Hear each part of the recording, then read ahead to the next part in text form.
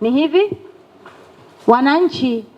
baadhi ya wananchi katika maeneo yetu ya wilaya Wete na tuseme Tanzania kwa ujumla wamejenga tabia, aidha wageni au wananchi wao wamepita katika maeneo kwa ajili ya shughuli zao zile za kimaendeleo au za kimaisha, wanatokezea makundi ya watu na kusema kwamba wameondolea nyati zao.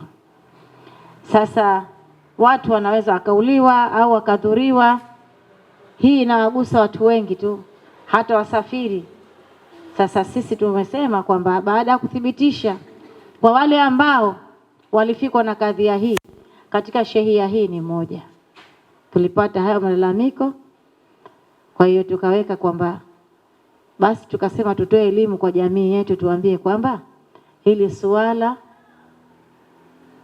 wale wote ambao wamekwenda wamesema hayo masuala baada ya kuthibitishwa na madaktari na masuala ya kisheria kufuatiliwa kisheria, wamethibitika kwamba ni wazima, lakini tayari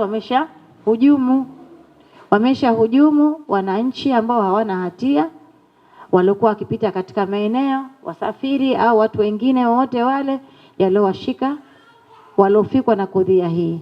Sasa tukasema tuje tuelimishane. Jeshi la polisi linaendelea na utaratibu wake na hatua za kisheria zitachukuliwa kwa wale ambao wametoa hizo rumors na wale ambao wamesema wamefanyiwa, waliofanya, aliyehusishwa kufanya na ambaye amehusisha kufanyiwa.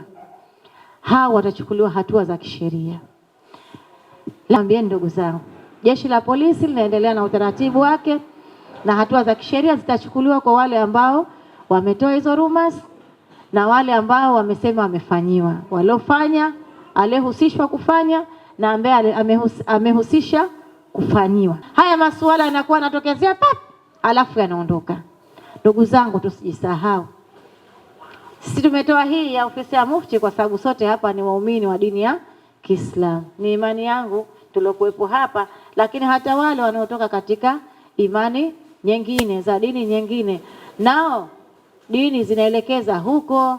Tusifanyane taharuki, tunatakiwa tuishi katika nchi yetu kwa amani na utulivu, ili tuweze kila mtu kujitafutia maisha yake na kujitafutia riziki na kipato, maisha yaendelee. Na ndio maana serikali yetu ikawa kila wakati inahubiri amani, amani, amani, amani.